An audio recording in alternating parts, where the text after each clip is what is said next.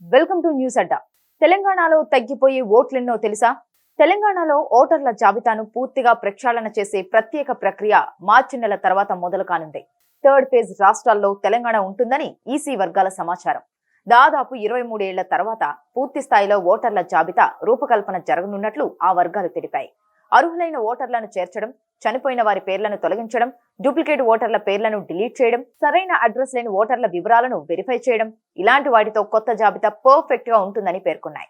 Second phase లో 12 రాష్ట్రాల్లో జరుగుతున్నందున third phase లో తెలంగాణ ఉంటుందని సూచనప్రాయంగా తెలిపాయి. తమిళనాడు, కేరళ, పశ్చిమ బెంగాల్ తదితర 5 రాష్ట్రాల అసెంబ్లీ ఎన్నికలతో సంబంధం లేకుండానే తెలంగాణలో సర్ ప్రక్రియ ఉంటుందని వివరించాయి. రాష్ట్రంలో 2002లో సమగ్రమైన ఓటర్ల జాబితా రూపొందిందని ఓ సీనియర్ ఎలక్షన్ ఆఫీసర్ పేర్కొన్నారు. ఆ తర్వాత కూడికలు, తీసివేతలు మాత్రమే జరిగాయి కానీ ఇంటింటి సర్వే చేయలేదన్నారు.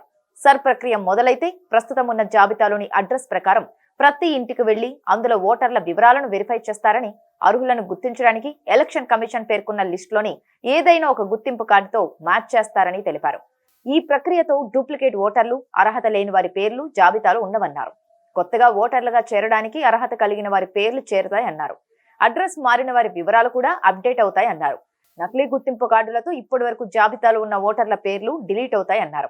వివిధ రాష్ట్రాల్లో సర్ ప్రక్రియతో లక్షలాది మంది ఓటర్లు తగ్గిపోవడంతో తెలంగాణలో ఈ సంఖ్య ఎంత ఉండొచ్చనే చర్చ ప్రాథమిక స్థాయిలోనే ఉంది.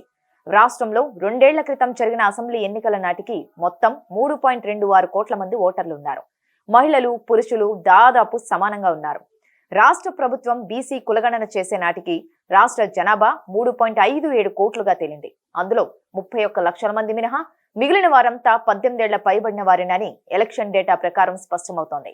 దాదాపు 23 సంవత్సరాల క్రితం సమగ్రంగా రూపొందిన ఓటర్ల జాబితాను సర్ ప్రక్రియ ద్వారా పూర్తి స్థాయిలో ప్రక్షాళన చేసి అర్హులైన వారే ఉండేలా ఎలక్షన్ కమిషన్ కసరత్తు చేస్తోంది.